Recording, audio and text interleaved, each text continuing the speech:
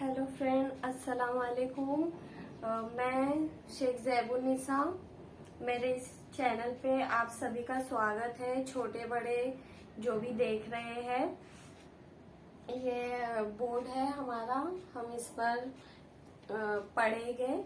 और मैं जो हूँ मैंने कहा था कि मतलब 1-2 महीने के बाद टीचिंग स्टार्ट करेंगे, लेकिन मुझे ऐसा लगा कि ऑलरेडी काफी टाइम हो गया है, अभी थोड़ा कुछ तो स्टार्ट करना ही चाहिए। तो मैंने सोचा कि चलो स्टार्ट कर ही देते हैं। तो मैं आप सभी को बताना चाहती हूँ कि मैं जो स्कूल लेवल पे भी जो है आप लोगों को यहाँ पढ़ाऊंगी, मतलब हम सब मिलके पढ़ेंगे। और जो है टीचिंग एग्जाम जो चल रहे हैं उस पर भी जो है हम प्रैक्टिस करेंगे।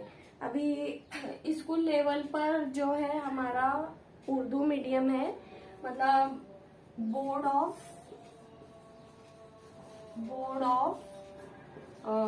Maharashtra.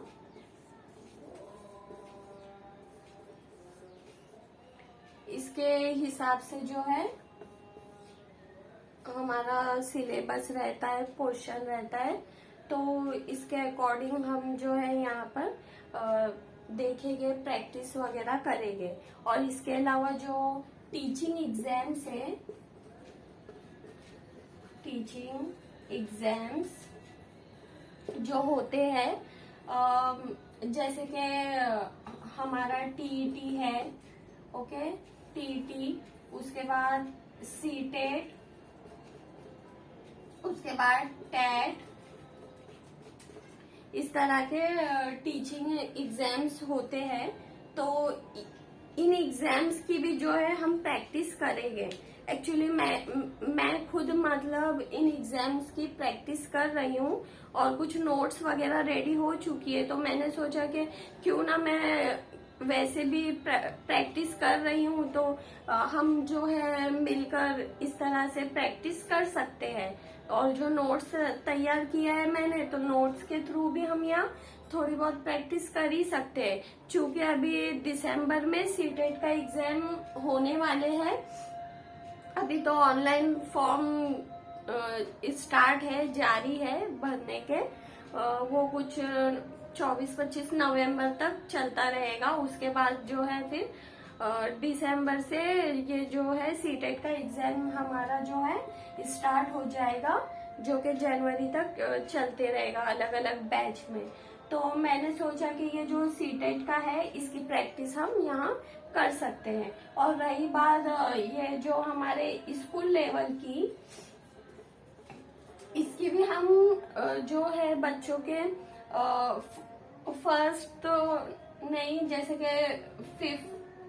5th to 8th standard तक हम जो है लेसन वगैरह जो भी है, सोशल साइंस है और उर्दू है, अदर सब्जेक्ट जो भी है वो भी हम यहाँ प्रैक्टिस कर सकते हैं। इंशाल्लाह जरूर करेंगे।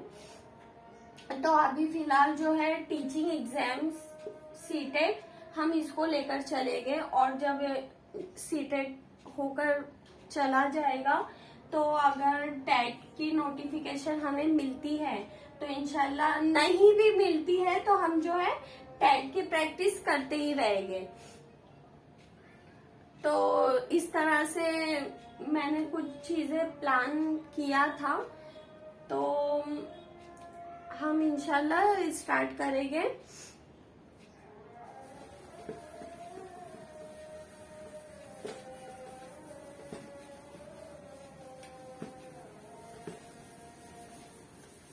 खास तौर पर क्या होता है ना कि उर्दू मीडियम वालों के लिए प्रॉब्लम हो जाती है लैंग्वेज की, कि मतलब किसी को इंग्लिश में समझने में प्रॉब्लम होती है। वैसे तो सीटेट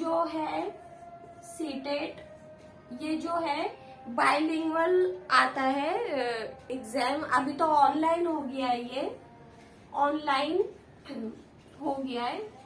बेसिकली सभी को पता होगा, फिर भी जिनको नहीं पता है उनके लिए मैं बताना चाहती हूँ कि ये जो सीटेट का एग्जाम है ये ऑनलाइन हो चुका है ना अभी। और ये जो एग्जाम होता है ये टोटल 150 मार्क्स का होता है। और इसमें पेपर 1 होता है जो कि फर्स्ट टू 5th के लिए, और पेपर 2 होता है 6 to 8 स्टैंडर्ड तक, है ना। मतलब जो प्राइमरी के टीचर्स है जो 1st to 5th पढ़ाना चाहते हैं तो वो पेपर 1 दे सकते हैं, और जो अदरवाइज टीचर्स जो है पेपर 2 दे सकते हैं जो 6 to 8 तक पढ़ा सकते हैं। बाकी इसके लिए जो आपकी क्वालिफिकेशन होना चाहिए डीएड, बीएड, ओके ना, यहाँ लिख देती हूँ मैं डीएड, बीएड। मेन जो बेसिकली होता है ना, बेसिकली डीएड दे सकते, बीएड भी दे सकते हैं, बीएड वाले, हाँ उनके लिए भी होता है। तो इस तरह से है। और सब्जेक्ट जो होता है इसमें सब्जेक्ट्स 5 सब्जेक्ट होते हैं इसमें, ठीक है। 1 है लैंग्वेज होती है, लैंग्वेज, ठीक है। अब लैंग्वेज में जैसे अगर हम मान के चले कि हम उर्दू मीडियम है तो हमारी पहली लैंग्वेज ऑब्वियसली उर्दू होगी। उसके बाद है लैंग्वेज 2, तो लैंग्वेज 2 में आप लोग जो है हिंदी ले सकते हैं, इंग्लिश ले सकते हैं, हाँ वो आप पर डिपेंड करता है।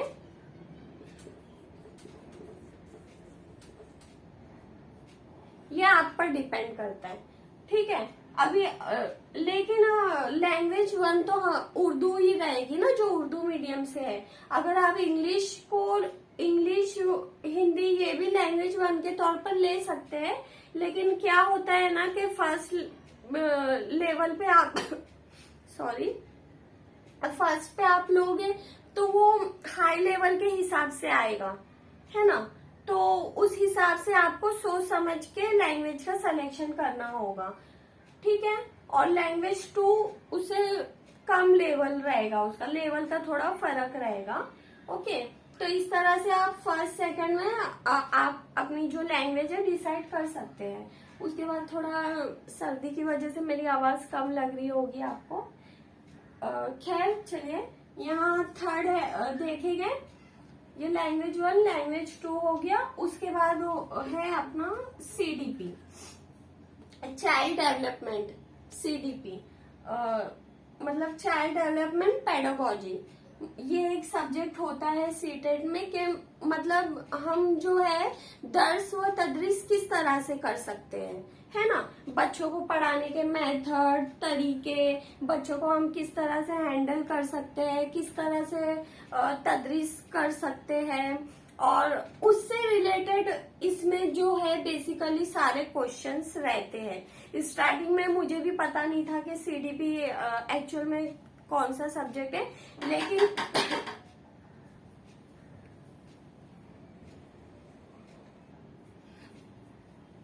हाँ तो मैं बता रही थी कि सीडीपी में मुझे भी आइडिया नहीं था स्टार्टिंग में कि आखिर ये कौन सा सब्जेक्ट है, क्या है। लेकिन जैसा कि हम डीएड, बीएड वगैरह करते हैं तो उसमें ऑलरेडी थोड़ा बहुत हमको बेसिकली पता चल जाता है कि दर्स व तदरीस किस तरह से की जाती है, क्या होता है। तो ये सब्जेक्ट उसी से रिलेटेड है, ऐसा समझ सकते हैं। और चौथा है लैंग्वेज 1, लैंग्वेज 2, सीडीपी और ईवीएस, है ना। ईवीएस माहौलियात, ठीक है, माहौलियाती मुताला जिसे हम कहते हैं, ये रहेगा आप लोगों का। और 5वां है मैथ्स। ठीक है, अब ये जो मैंने आप लोगों को बताई हो ना सब्जेक्ट, ये पेपर 1 के हिसाब से है। पेपर 1 जो है ना उसके अकॉर्डिंग है ये सब कुछ। ठीक है, तो ये जो कुछ भी इसमें सिलेबस है, जो कुछ भी मवाद वगैरह है, तो ये एनसीईआरटी के मुताबिक रहता है। एनसीईआरटी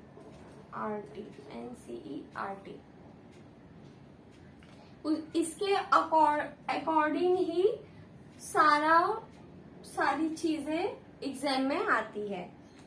अभी ये तो पेपर 1 का हो गया। ठीक है, अब इसके बाद जो है पेपर 2 के लिए भी ना कुछ ऐसे ही रहेगा आप लोगों का। Language 1, language 2, CDP. ठीक है, और सिर्फ 4 ही रहेंगे इसमें। मतलब ऑप्शनल रहता है आप लोगों को कि मतलब पेपर 2 में क्या होता है ना कि एसएसटी भी रहता है। एसएसटी, अगर आपको एसएसटी नहीं लेना है तो ऑप्शनल हो जाता है मैथ्स और साइंस आपका।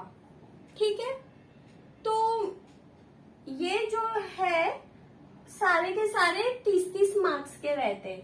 ये आपका 30 मार्क्स का रहेगा, ये आपका 30 मार्क्स का, सीडीपी 30 मार्क्स का। और ये जो है ना मतलब पेपर 2 के लिए ऑप्शनल रहता है, पेपर 1 के लिए नहीं। पेपर 1 में 5 वैसे ही रहेगा 30-30 मार्क्स के। और पेपर 2 में जो है ना या तो आप एसएसटी लो या तो मैथ्स साइंस लो। तो अगर एसएसटी आप लेते हो तो ये डायरेक्टली 60 मार्क्स का रहेगा आपका। ठीक है, और मैथ्स साइंस लेते हैं आप तो मैथ्स और साइंस मिला के 60 मार्क्स। तो इस तरह से टोटल हो जाते हैं ना 30-30 90 और ये 150 इस तरह से। ठीक है, उम्मीद कर रही हूँ आप लोगों के समझ में आ रहा होगा। तो इस तरह से ये सब मार्क्स रहते हैं पेपर 1 और पेपर 2 के। तो आप लोग नोट कर लीजिए और इंशाल्लाह जो है हम फिर स्टार्ट करेंगे, सीडीपी से स्टार्ट करेंगे। और एक चीज और बताना चाहती हूँ कि ये जो 30-30 मार्क्स का रहता है ना, इसमें भी क्या रहता है कि 15 मार्क्स का कंटेंट रहता है। ठीक है, शॉर्ट में लिख रही हूँ, 15 मार्क्स का जो रहता है कंटेंट रहता है। और 15 मार्क्स का जो रहता है ना, 15 मार्क्स का जो रहता है वो पेडागोजी रहती है। हाँ, पेडागोजी रहती है 15 मार्क्स में हर सब्जेक्ट में। ठीक है, बस ये सीडीपी को छोड़ के, सीडीपी खुद अपने आप में पेडागोजी है पूरा 30 मार्क्स का। अगर आप ये सब्जेक्ट अच्छे से कवर कर लेते हो ना तो आप बाकी हर सब्जेक्ट में जो 15 मार्क्स की जो पेडागोजी है ना वो इजीली कवर कर सकते हैं आप लोग। तो लैंग्वेज 1 में भी जो है 15 मार्क्स का पैसेज आएगा लैंग्वेज में। हाँ, पैसेज आएगा आपका और 15 मार्क्स की पेडागोजी रहेगी। लैंग्वेज 2 में भी इसी तरह से 15 मार्क्स का जो है पैसेज रहेगा और 15 मार्क्स की पेडागोजी रहेगी। ओके, फिर उसके बाद जो है एसएसटी है, तो एसएसटी में जो है 30 मार्क्स का जो रहेगा ना वो कंटेंट रहेगा। 30 मार्क्स का कंटेंट रहेगा और 30 मार्क्स का जो रहेगा वो पेडागोजी रहेगा। ठीक है, और यहाँ पे भी इसी तरह से मैथ्स और साइंस वालों का भी ऐसे ही रहता है। मतलब बराबर बराबर डिवाइड करके आधा पेडागोजी और आधा जो है कंटेंट वगैरह रहेगा आप लोगों का। तो मेरे ख्याल से सब्जेक्ट, मार्क्स, ये सारी चीजें आप लोगों के समझ में आ गई होगी। पेपर 1 में भी जो है जैसा कि मैंने बताई थी ईवीएस और मैथ्स रहेगा, तो ईवीएस भी 30 मार्क्स का रहेगा, तो उसमें से 15 मार्क्स का कंटेंट रहेगा और 15 मार्क्स की पेडागोजी रहेगी। और मैथ्स में भी बिल्कुल वैसे ही रहेगा आप लोगों का। तो सीटेट जो है ना वो हमारा जो महा टीईटी है उसकी बनिस्बत थोड़ा इजी होता है। तो खैर अभी सीटेट दिसंबर से स्टार्ट होने वाला है, इसीलिए हम यहाँ सीटेट की प्रैक्टिस करने वाले हैं। तो बेसिक बातें मैंने आप लोगों को बता दिया है कि क्या क्या इसमें किस तरह से होता है।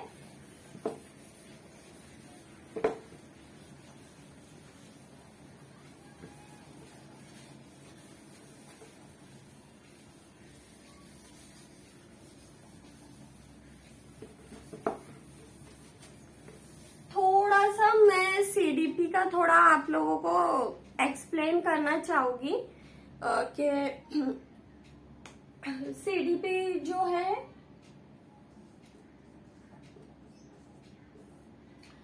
मेन इसमें जो है माहिर नफ्सियात जो होते हैं ना, माहिर नफ्सियात, ठीक है। तो खास करके प्याजे,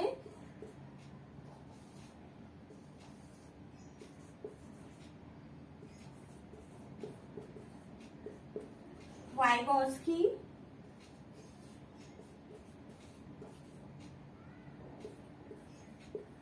कोलबर्ग, खास तौर पर इनसे सॉरी खास तौर पर जो है ना इनसे रिलेटेड आता है। मतलब हमें इनके बारे में पढ़ना नहीं होता है, इन्होंने जो कंसेप्ट दिए हैं, जो बताए हैं, उससे रिलेटेड हमें यहाँ स्टडी करना होता है।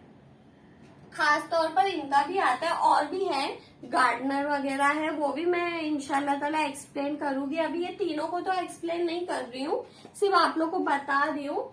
जैसे कि मैंने अभी बताई गार्डनर है, गार्डनर है, और भी है, स्कैनर वगैरह है। तो मतलब वो इतना ज्यादा नहीं आता है स्कैनर वगैरह, वो लोग जो है बिहेवियरिस्ट है। ओके, तो मतलब इन लोगों की जो थ्योरी होती है, उनकी थ्योरी के रिलेटेड हमें पढ़ना है। उनके बारे में नहीं पढ़ना रहता है कि वो कब पैदा हुए, उन्होंने क्या क्या किया, क्या क्या नहीं। बस हमें ये देखना है कि उनकी थ्योरी क्या है, उन्होंने क्या बताया है ना।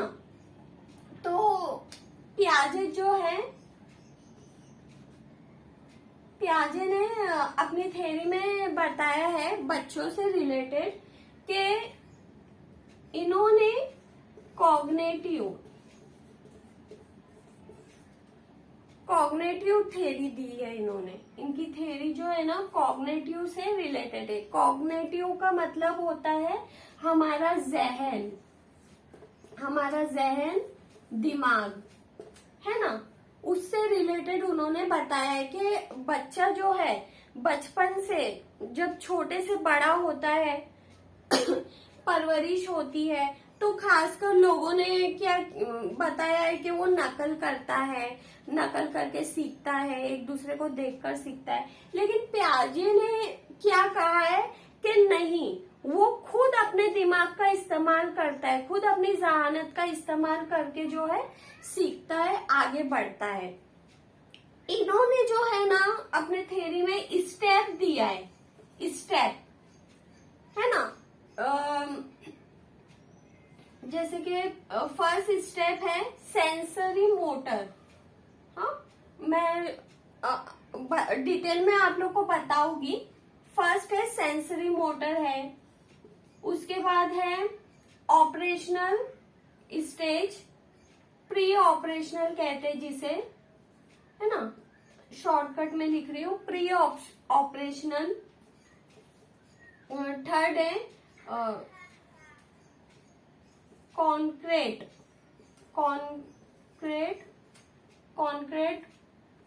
और फोर्थ है फॉर्मल ऑपरेशन। इस तरह से इन्होंने बताया है, प्याजे ने बताया है। अब सेंसरी मोटर में जो है बच्चा जो है वो 0 से 2 साल का रहता है, और प्री ऑपरेशनल स्टेज में बच्चा जो होता है वो 2 से 6 साल या 7 साल का होता है। कॉन्क्रीट थेरी जो है उसमें बच्चा जो है 7 से 11 साल का, और फॉर्मल में 11 से 15 साल का। इस तरह से इन्होंने डिवाइड किया है बच्चों की स्टेजेस को। तो इन्होंने जो स्टेज को डिवाइड किया है, इसको हम बच्चों की स्टेज भी कह सकते हैं और डेवलपमेंट के अकॉर्डिंग भी कह सकते हैं, क्योंकि अक्सर पेपर में प्रीवियस ईयर का पेपर आप लोग देखोगे तो उसमें क्वेश्चन रहता है कि प्याजे के अकॉर्डिंग जो बच्चे का डेवलप हो रहा है वो मतलब किस हिसाब से है, किस तरतीब में है। तो तरतीब इस तरह से रहती है, sensory motor, pre operational, concrete और फॉर्मेट, और एज इस तरह से दिया जाता है ना। अब यहाँ सेंसरी मोटर में जो है बच्चा अपने सेंस का यूज करता है, अपने आंखों का, हाथ का, वो शुरू में जो है हरकत करता है हाथों से, पैरों से, है ना। और अब ऑब्वियसली वो छोटा है, ऑन द स्पॉट तो चलेगा नहीं, ठीक है। तो सेंसरी मोटर मतलब जो हमारे सेंस है वो, और मोटर मतलब पूरे आजा का, हाथों का, पैरों का, अपने सर का, पूरा वो हरकत करता है। तो इस स्टेज को सेंसरी मोटर कहा गया है। इसके बाद है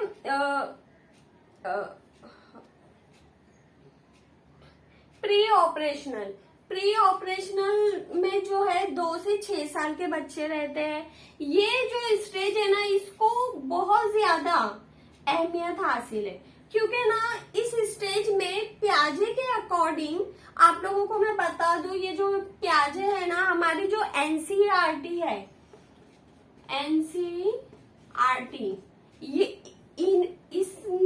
ये जो है ना प्याजे की थ्योरी को एक्सेप्ट की है कि इन्होंने जो कंसेप्ट बताया है, प्याजे ने जो थ्योरी बताई है वो सही है। 98% हम उनकी थ्योरी को मान के चलते हैं, क्योंकि उन्होंने जो है बच्चों को बिल्कुल पॉजिटिव वे में बताया है ना। तो उन्होंने कहा है कि बच्चा जो है वो लिटिल साइंटिस्ट है। क्या कहा है उन्होंने? Little scientist. बच्चा जो है वो लिटिल साइंटिस्ट है, वो खुद अपने दिमाग का इस्तेमाल करता है, खुद वो सोचता है, समझता है। हम जो है आसपास के, उसके आसपास जो हम मौजूद है, उसके सरपरस्त या टीचर्स, हम कहते हैं कि हम उसे पढ़ा रहे हैं, हम उसे सिखा रहे हैं। हम सिर्फ प्याजे के मुताबिक हम उसे जो है गाइड कर रहे हैं, हम उसे गाइड कर रहे हैं, ना कि हम उसे सिखा रहे, बल्कि वो खुद सीख रहा है, वो खुद समझ रहा है, ठीक है। तो उन्होंने डायरेक्ट बच्चों को कहा है कि बच्चे जो है वो लिटिल साइंटिस्ट है, हम सिर्फ उनकी हेल्प करते हैं, उनको सपोर्ट करते हैं, बाकी वो खुद अपना दिमाग इस्तेमाल करके आगे बढ़ता जाता है, ठीक है। तो सबसे ज्यादा बच्चा एक्टिव जो है वो प्री ऑपरेशनल में होता है, 2 से 6 साल में, क्योंकि 2 से 6 साल की उम्र में ही बच्चा जो है ज्यादा से ज्यादा वर्ड्स सीखता है, समझता है, ज्यादा एक्टिव होता है, उसके जो दिमाग में है बहुत जल्दी जल्दी बातें दिमाग जो है उसका कैच करता है। तो बच्चा जो है इस स्टेज में ज्यादा एक्टिव होता है। मैं इसीलिए इस स्टेज पे दबाव डाल रही हूँ क्योंकि इससे रिलेटेड ही ज्यादा क्वेश्चन आते हैं। ठीक है, उसके बाद है कॉन्क्रीट। अब ये जो कॉन्क्रीट है ना 7 से 11 साल है। इसमें जो है कंजर्वेशन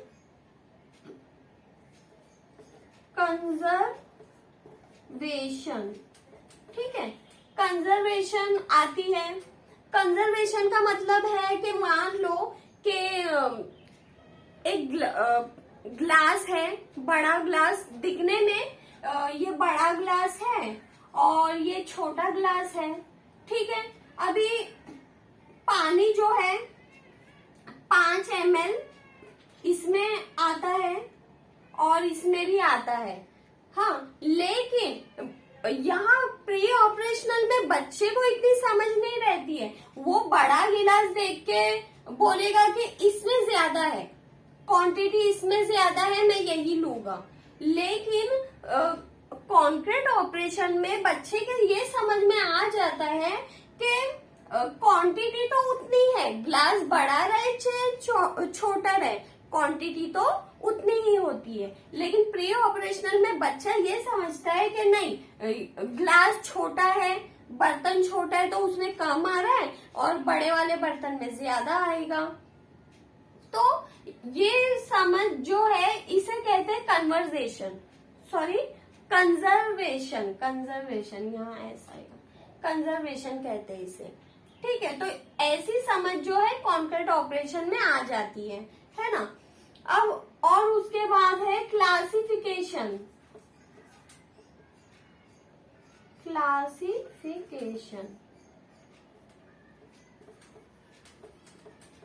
क्लासिफिकेशन में जैसे कि मतलब सर्कल वाले, एक जैसी शक्ल वाली चीजों को अलग कर दो, सर्कल वाली चीजें तो उसे अलग कर दिए, ट्रायंगल शेप की चीजें तो उसे अलग कर दिए, स्क्वायर शेप की चीजें है इसको यहाँ अलग कर दिए, ट्रायंगल शेप की यहाँ अलग कर दिए, है ना। और अलग अलग शेप की चीजों को, मतलब क्या कर रहे हैं हम, क्लासिफिकेशन कर रहे हैं।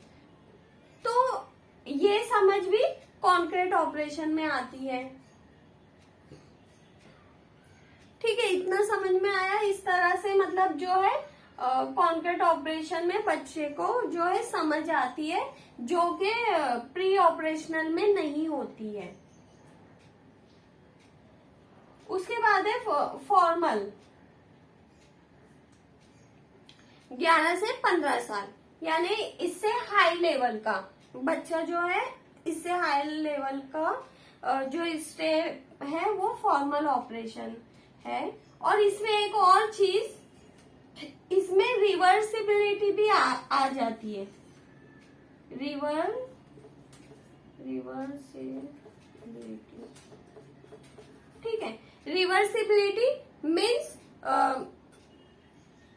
जैसे कि हम कोई घर से स्कूल जा रहे हैं तो हमें पता है घर से स्कूल जाने का रास्ता, लेकिन इस स्टेज में बच्चे को पता नहीं रहता है कि यहाँ से तो हम स्कूल जा रहे हैं, लेकिन स्कूल से घर कैसे आएंगे ये याद नहीं रहता। जबकि कॉन्क्रीट ऑपरेशन में ये याद हो जाता है कि हाँ, घर से स्कूल का रास्ता और फिर रिटर्न रिवर्स स्कूल से घर का रास्ता किस तरह से है। या फिर आप एग्जाम्पल ले सकते हो, पानी की बर्फ बन जाता है, फिर पिघल कर फिर से वो जो है माई की शक्ल में आ जाता है। तो ये बच्चा समझ सकता है कॉन्क्रीट ऑपरेशन में कि हाँ भाई, पानी जो है फ्रिज में रखने के बाद बर्फ बन जाता है और अगर उसको बाहर निकाल दो तो फिर से वो माई की हालत में आ जाता है।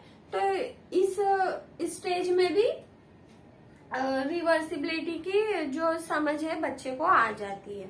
ठीक है, फॉर्मल ऑपरेशन जो है वो हाई लेवल का हो जाता है ना। इसमें बच्चे का इन्वायरमेंट से जो कंसेप्ट है वो तरक्की होती है उसके जहन में उस चीज की।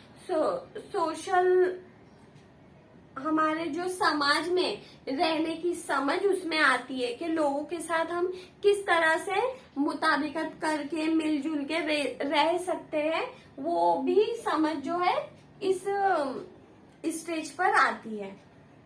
तो उम्मीद करती हूँ आप लोगों को ये सारी चीजें जो है समझ में आ रही होगी। ठीक है, और भी बहुत सी चीजें हैं इसमें जो धीरे धीरे हम जब प्रैक्टिस करेंगे तो पढ़ेंगे। वैसे ज्यादा लंबी वीडियो नहीं बनाना चाह रही थी मैं, बस थोड़ा सा समझाना चाह रही थी। खैर, उम्मीद करती हूँ आप लोग के समझ में आ गया रहेगा, और आप लोगों को कैसा लगा आप लोग जरूर मुझे बताइएगा। नहीं भी बताइए तो कोई बात नहीं, मैं जैसा जैसा मुझे मौका मिलता रहेगा मैं जो हूँ सीटेट का जो है अपनी एक्सप्लेनेशन करती रहूंगी इंशाल्लाह। और कमेंट में आप लोग जरूर बताइए कैसा लगा। अभी जस्ट मैंने स्टार्ट किया है तो थोड़ा बोलने में जरा रुक रुक के बोल रही हूँ मैं। खैर, थैंक यू देखने के लिए। ठीक है, अल्लाह हाफिज, बहुत बहुत शुक्रिया आप लोगों का।